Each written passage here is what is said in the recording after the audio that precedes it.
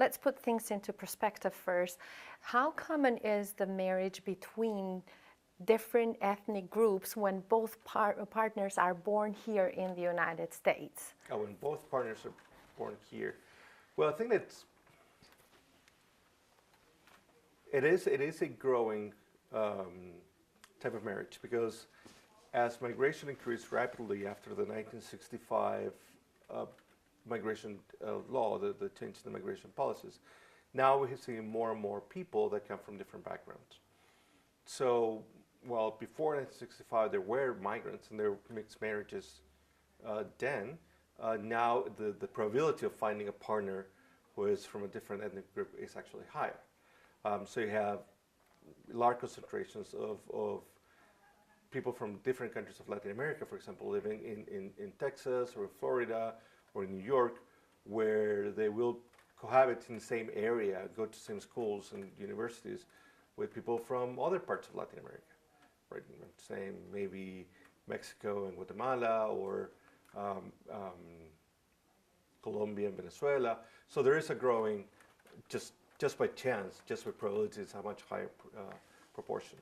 How does that compare to the marriages between partners that are ethnically different and they are not born, both of them, in the United States? Let's say one partner is born here in the United States and the other partner is born somewhere abroad. I don't have enough data to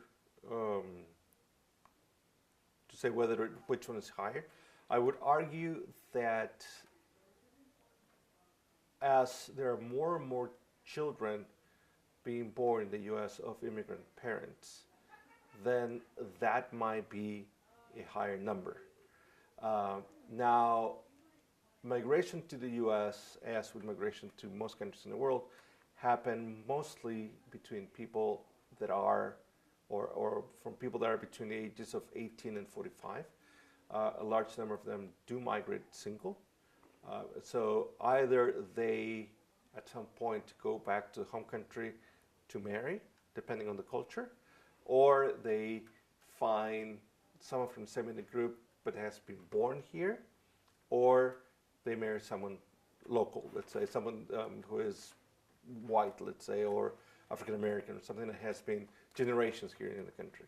And you said that you don't have a data, so that I assume you cannot really tell us which of those three options is the highest. Yes, no. All right. No. Okay.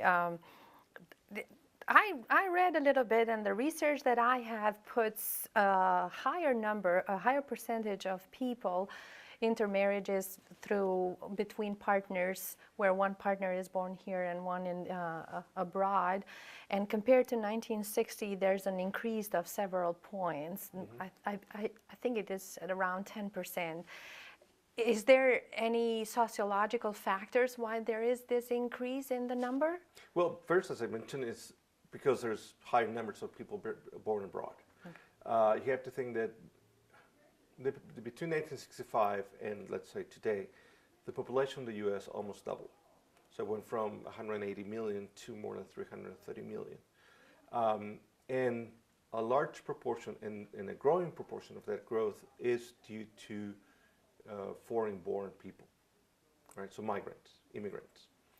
That means that when you're thinking about the pool, the pool of possibilities to marry, you have a growing share of that pool formed by immigrants, or at least people with immigrant parents, right? That is probably one of the main reasons. Now, that is the demographic, if you wish, or a statistical reason. There's another reason that has to do with cultural openings. I mean, the U.S. until the mid-70s, if I'm not mistaken, had particular laws that prevented racial intermarriage. And while we're talking about ethnic groups, there are some of these ethnic groups that were considered also racial groups. So Mexicans at some point were considered a different race. Latinos, Hispanics, as they were defined then, were considered a different race. Obviously, Asians were considered a different race. So there were these laws that prevented racial intermarriage also affected the marriage between people of different ethnic groups or different migrant backgrounds. That's why also when those laws stopped, there are less and less. I mean, the number of people that marry increased. Now, there's something else that's very interesting. Until the mid-1940s, a man who married a woman, a U.S.-born, a U.S. citizen who married a woman from a different country or born abroad, will maintain his U.S. citizenship and will give that citizenship to his wife. In the case of women, that wasn't the case. If women married someone from a different country, they would immediately lose their U.S. citizenship because it was assumed that they will have their husband's citizenship. So if we go back in history, not a lot, till 1930s, we'll find that the number of marriages will be high in U.S.-born husbands with foreign wives than it will be almost zero, basically, U.S. women with foreign-born husbands. Not because it didn't happen, it's because they simply couldn't stay in the U.S. Yes. Right. So that means that all of those conditions led to that now we can see a higher number of interethnic, if you wish, marriages. And in 1930s, did the law change something? And why did that happen? In the mid-1940s, I don't remember exactly which year, the law changed. Why did it change? Because during because there are massive changes in terms of how we understand race that came about after 1945. The literature argues, other scholars who've done more research on race than I have, that World War II is a watershed moment in terms of racial and gender integration. As we know, women were a very relevant part of the labor force during the war years. They lost that a little bit, or they lost that after 1945. But the idea of women participating in the social life was already there. Also, the Holocaust changed the view of many countries, many cultures, including the U.S., with regards to race. Right? The Holocaust was based, as we know, on a direct attack on a particular race, right? Defined as the Jewish race, as they would call it. That meant that now, or after 1945, countries were more and more open to include other races. It took, in some countries, in some places, in some areas, and with regards to different races, it took 25 to 30 to 40 years, but there was a growing opening to different races. And to understand that those races were part of the society as well. And right now, can we tell which marriage is more prevalent, when husband is a U.S. born or a wife is U.S. born? Do we have any data to compare? No, but there's something interesting. There are many cases of marriage migration, mail order wives, right? Well, where those businesses at the end connect U.S. men with foreign women. So there is a particular business that attracts men in the U.S. and that for them to seek foreign-born women. And that might imply that the number is higher. All right. And we're talking about online dating. Online dating, yes. This is the business. Yes, mail order wives, online dating. There is, as far as I know, and I've seen research on mail order wives. I've not seen research on mail order husbands. All right.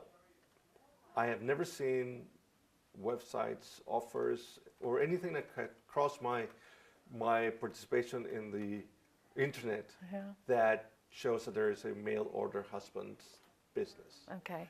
Online dating for women, basically, bringing foreign-born men here. All right. I'm not saying that doesn't exist. I'm just saying that I haven't seen it. Well, I've seen a lot of the other. Okay. Before we move to another group of questions, I would like to know if research proves proves anything or tells us anything about the hesitation or which ethnic group is more conservative when it comes to having one of their members marrying a partner from a different ethnic group. So, to simplify it, I know the Indians are very strict Yes. about their culture and about marrying into another group. I believe that has changed, but that's something that I experienced when I came. So. oh yeah. So it depends of how close is the culture itself. I don't want to say that the culture is close.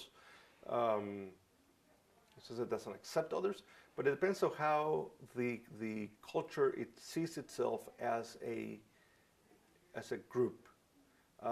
So, for example, Albanians, as far as the research that I've seen from colleagues in Detroit, try to prevent their members from marrying outside of the Albanian culture. As you said, people from India. There's some studies that show that certain Southeast Asian ethnicities, Filipino, Koreans, have a gender differentiated approach to this kind of question. So the males can go out, go to parties, marry outside of their social group or their ethnic group if they wish, while women, the young women, the daughters basically, are kept more at home and are more encouraged to marry within the culture. And this is here in the United States. This is here in the United States. There's some interesting research that has shown that. So the men are encouraged to assimilate in a way, while the women are encouraged to remain within the culture. So it has to do with how, quote unquote, close is the culture, how inward looking, better said than close, how inward looking the culture is, has to do with the gender relations within the culture, and religion in some cases. It depends whether the culture, if the culture, for example, according to their own culture, is transmitted through the women, the idea will be to maintain the culture by that women marrying other members and not inviting other from outside. If the opposite is the case, then maybe the men are encouraged to go out. And this is, I mean, recurring to long historical narratives. It's not something that sociologists do, but anthropologists have a good answer for this. If you think about, 3,000, 5,000 years ago, tribes, small clans, right? Many times the man would have to leave the clan to marry elsewhere, right? While the women would stay and receive from others. That way, there'll be intermarriage will be low. Therefore, the possibilities of hereditary diseases will be low, and that will prove that the clan itself can survive.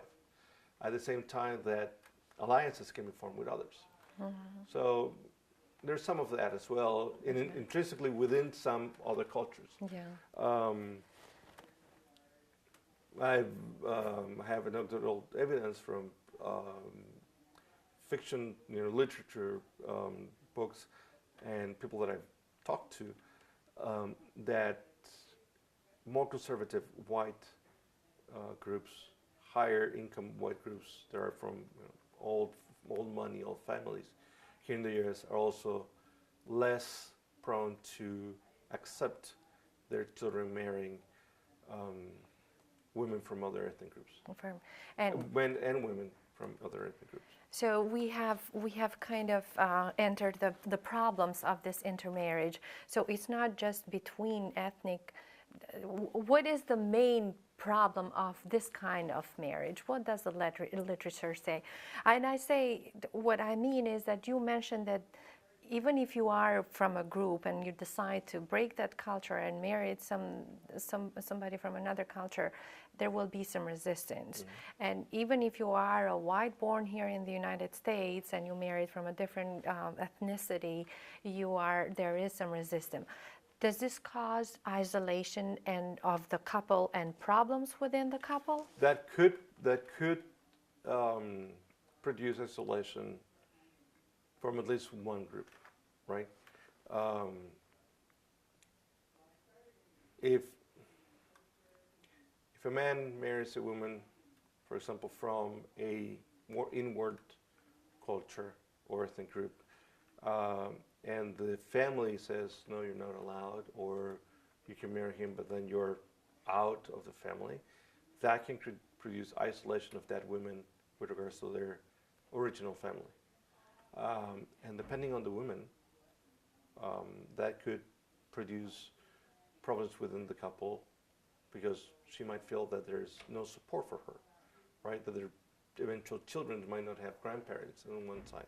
It can be the same for the other side. I mean, it could be the same that a man from a more conservative, let's say white American group marries a Latino woman, for example.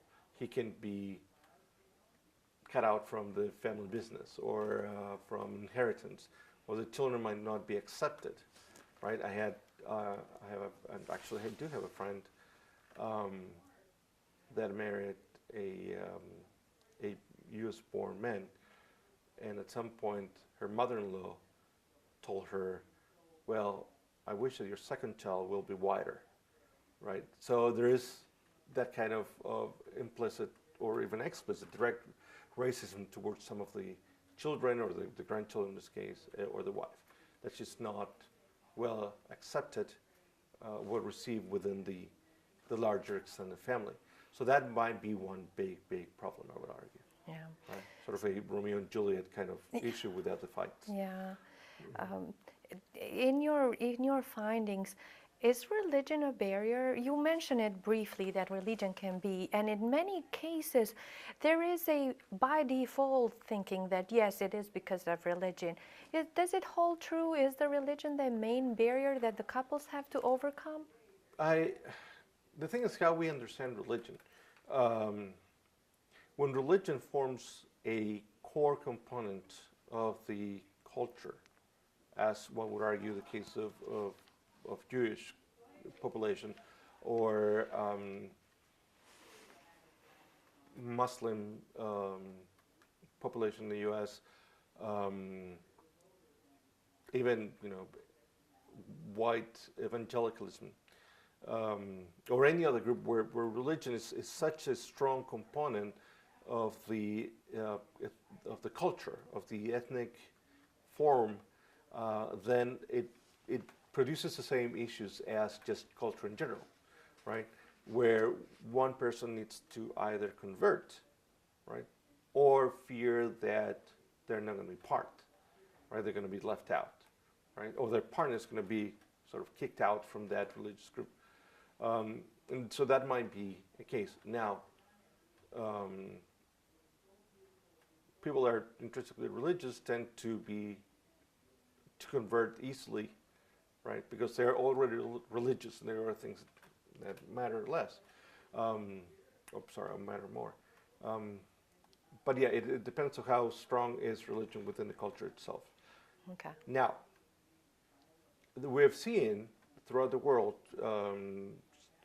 several surveys show that the world population is becoming more and more a-religious, or at least a former religious. So they're no longer Catholic. They believe in some form of spirituality, or they are cultural Jewish but not practicing Jewish, right? And that facilitates that avoidance of the religion as a problem within the marriages. All right. Now let's stay still in the couple. Does the fact that one partner is born here gives that partner a certain status of entitlement, that that partner has to make choices just by being born, just because that partner was born here in the United States, or it's more of a communication issue in between the couple? I would argue that that depends. It's it might be more psychological than sociological. By that I mean that different. I don't think that it will depend on being born here. I think it will depend more on the personality of that person. But I would also argue that when there are gender differences, when the relationship is constructed within gender based imbalances of power, right? For example, if the man is born here and the woman is not, that might imply that that man feels entitled to make some of the decisions, leading to, in some cases, or that could lead in some cases to abuses. For example, you're not allowed to take the children out of the country, or if they get divorced, as the children were born in the U.S., that person is not allowed to leave the country if she or eventually he want to keep seeing the couple's children, right? That might be a case, but I would say that that is more a psychological issue than a sociological issue. Right? Okay. And since you mentioned children, what's the research say about the second generation born out of this mixed marriage, out of this intermarriage between two different ethnicities? Who gets to pick the ethnicity of the kid? Or how, first of all, by law, what is the kid considered to be? And then how do parents perceive the identity issue? So that's an interesting question, because there are two sides, okay? One is, as you're saying, who decides to ethnicity. That is something that parents do based on who fills a form, right? The U.S. Census, for example, and we know that some of the questions are going to change in 2020, but until 2010, the question was, are you Hispanic, Latino, and then race, right? And race was only 5 categories: white, African American, Asian, and Native American. And it was it was 4. Asian and Asia Pacific Islanders were together. Okay. So if the father was, filling the form, and the father was white, he might be more inclined to say that his children were white. If the wife was filling the form and the wife was, let's say, Filipino, she might be more inclined to say, well, they are Asian. Now, or they are mixed race, right? So it depends on who is filling the form, right? Okay. And when you go to a doctor, sometimes they ask you to fill, the ethnicity or the race. That also depends on who, how the person who is signing, who is filling the form, thinks of what their children are. Okay, so that is one thing. Now the children, when they grow up, they are the ones who can decide, right? They are the ones who say, I am this, and that depends of how, in which culture they felt more comfortable at the end, or if they might say, I'm mixed race, right?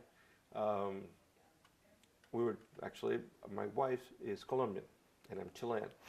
While we are both Latinos, we come from different cultures, right? Because there are some differences there's several differences between Chileans and Colombians.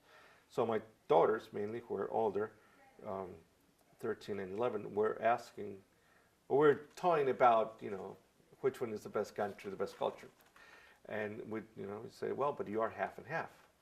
And one of my daughters said, but you also say that we are part American. Part yeah. I said, well, yeah, the thing is, genetically, you are half of your DNA is Chilean, half of your DNA is Colombian. But here you are being raised outside of your household in a U.S. environment, Yes. in a fairly privileged U.S. Yeah. environment. Third layer. Right. Yeah. So that is something else. But at home, we only speak Spanish. We eat food from our countries. At the same time that we eat hamburgers or whatever else, and turkey for New Year's or for Thanksgiving. Yeah. So they have this mix, right? And I remember years ago, one of my daughters was talking to a girl she met in gym class. She was probably 6 or 7. And she was I was looking at her, and she was, okay, my name is Camila, and and she runs back to me and said, Dad, what am I? I said, well, you are a third Chilean, a third Colombian, and a third American. Right? I said, okay. And she went back and told her. So that it depends on how you raise the children within that marriage. Yes. Our case, we particularly decided to raise them in this third culture. Yes. Right? That includes all of them. Okay. But that might not be the case. I've heard of cases where Latino families completely forget or attempt to forget about their culture of origin in order for the children to have more possibilities in the country. So there's no Spanish at home.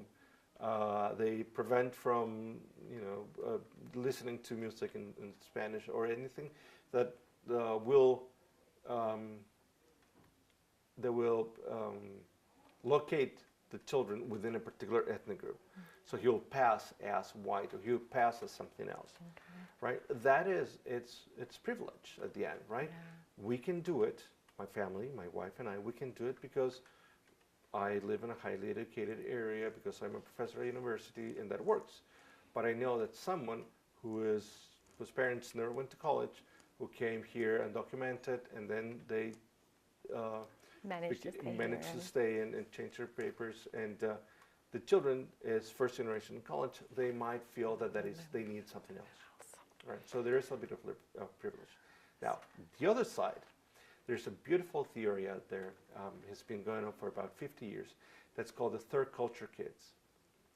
And the third culture kids theory was designed mostly to explain how children of,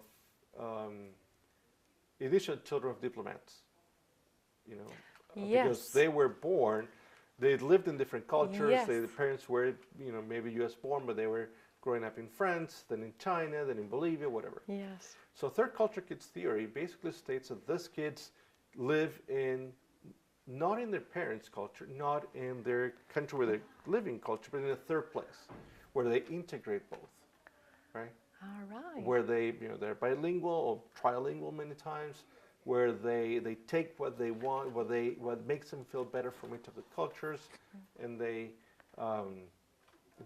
confront life from that perspective. They're also more open to change. They are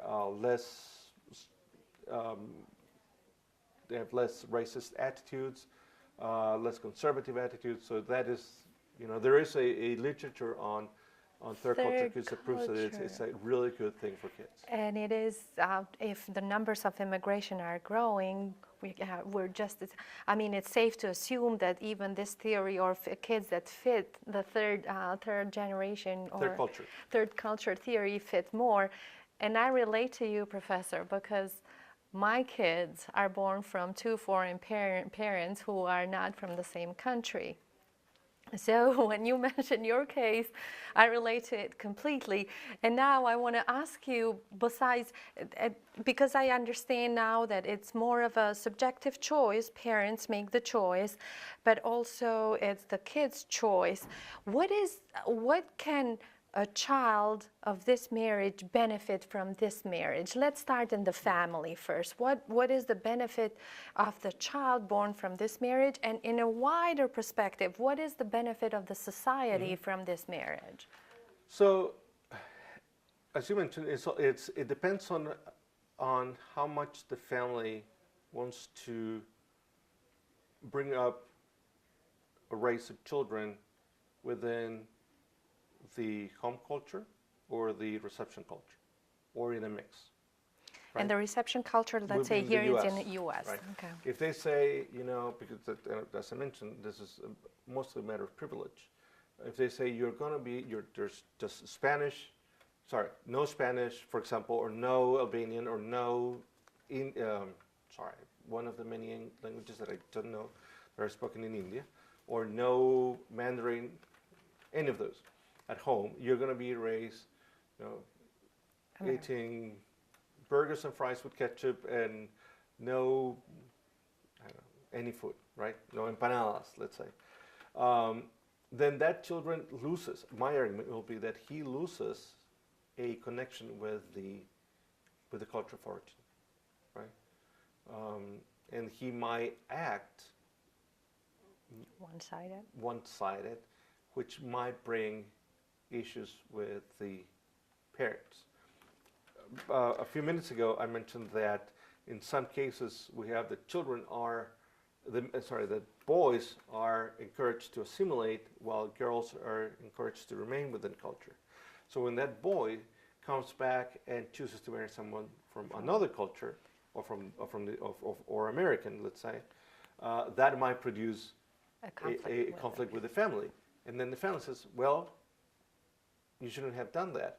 And the children might say, well, I wasn't raised Laotian, Filipino, whatever, or Honduran, so what do you expect?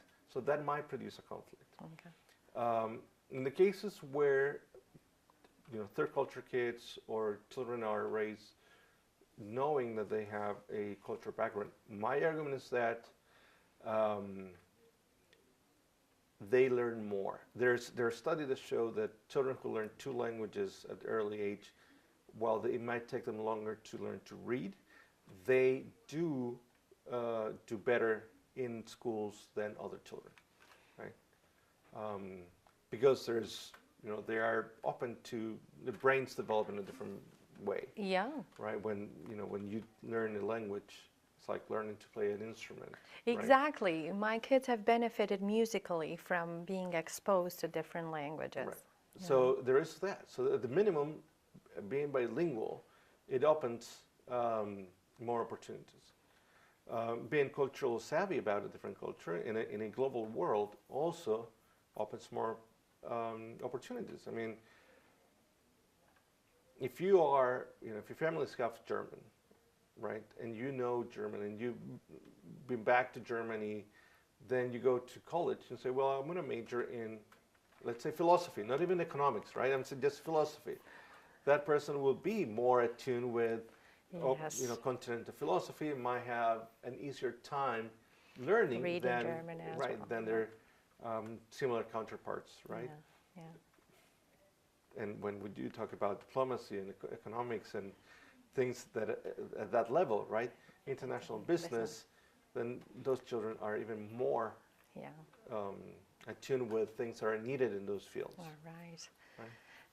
And how about the society? What is the benefit of the society? I mean, there is a trend.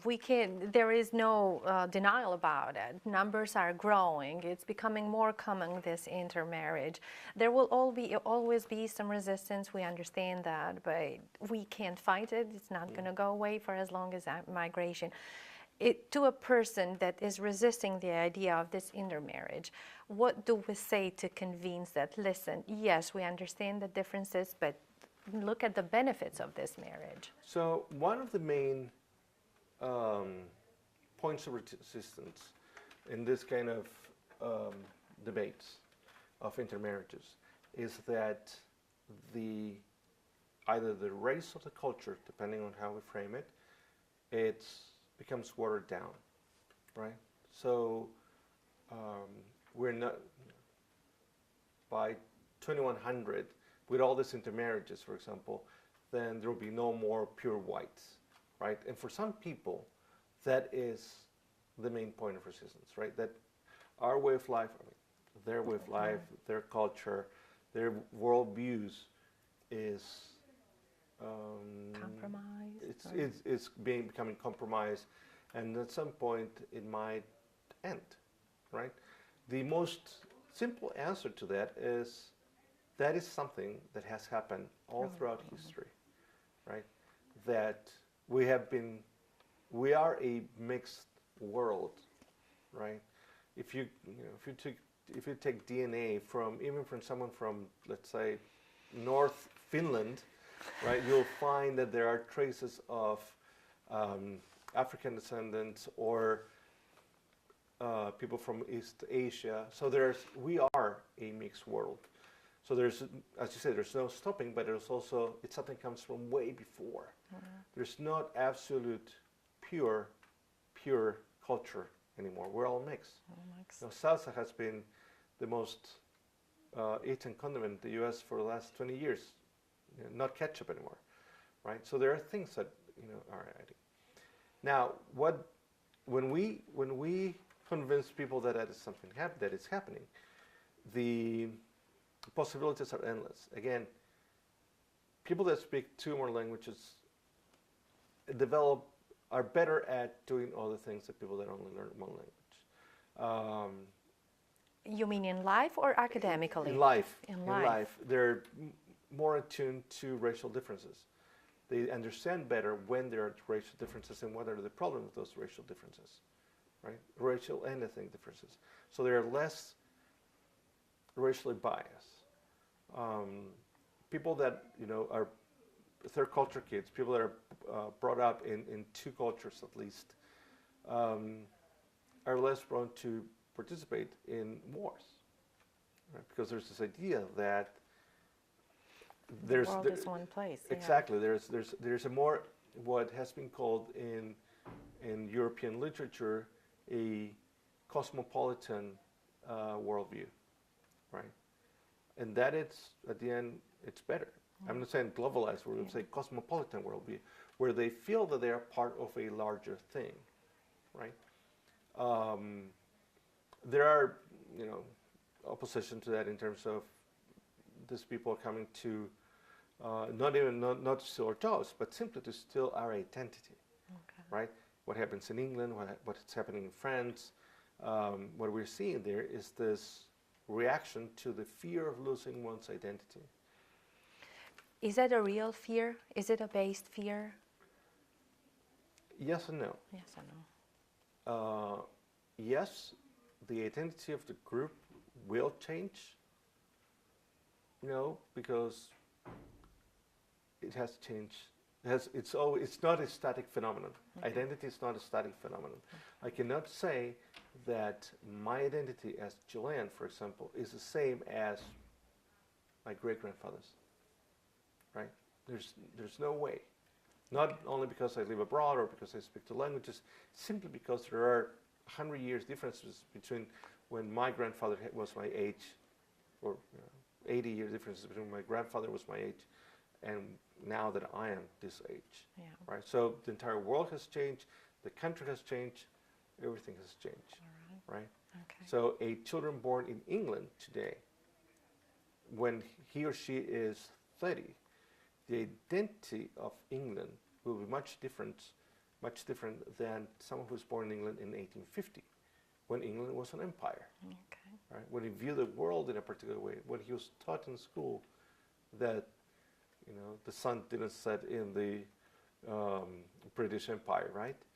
Yeah. It's completely different. So we need to think that identity is not static, but it's dynamic and it changes through time. Okay. When we understand that, then we can say, what's the fear about? No. If it's going to change, it always changes. It always changes.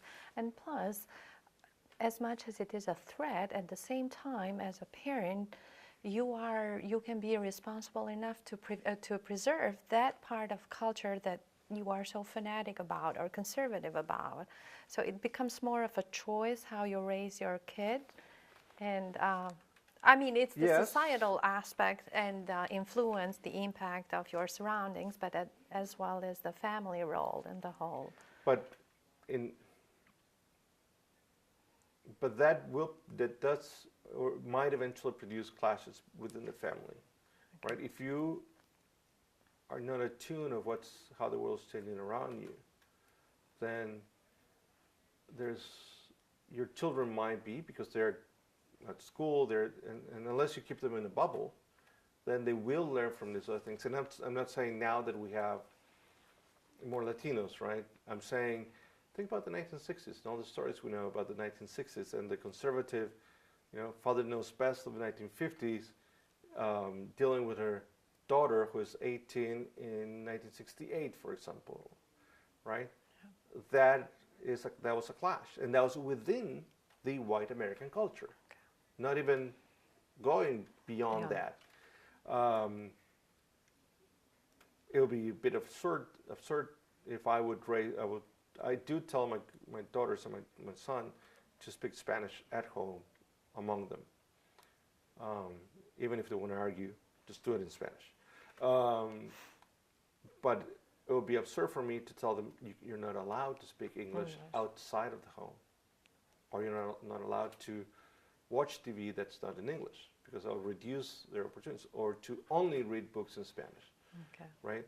Because they will then crave for other things. So you need to understand the world around you. Okay. Basically, it's an ongoing issue. It's not going to stop at any time. It's going to go.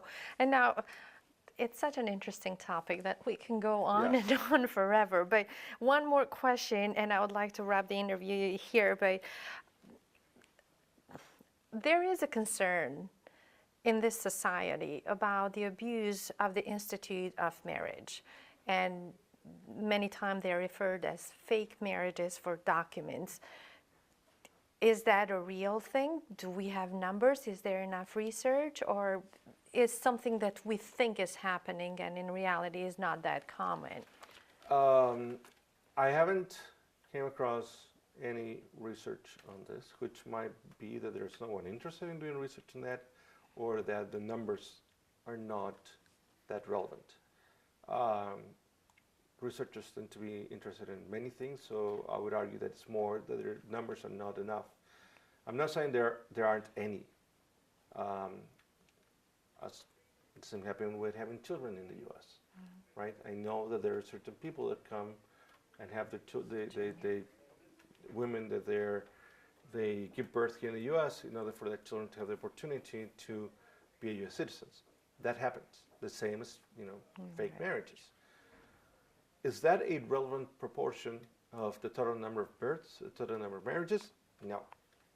No. I can say definitely no. The thing is how we understand that process of getting married. So let's say that a U.S. woman goes abroad to Costa Rica, meet someone from Costa Rica, they fell in love, they spend a year there, they come back, and they get married in the U.S. The man gets his green card through marriage, which is not an easy process. But then 2 years later, they divorce. Was that a fake marriage? Or is it just that there's a higher number of people that actually gets divorced? We don't know, right? You have to go inside every single case to understand where there was a fake marriage and where there was just a regular end of the relationship. Yeah. So there's no. I don't think that it's a relevant proportion of the total number of marriages between someone born in the U.S. and someone born abroad. All right. But there are. Yeah, there are. Now maybe one is too many, probably, but then that's something that it's a lot at the individual level. All right. Well, thank you, Dr. Doña. Not a problem.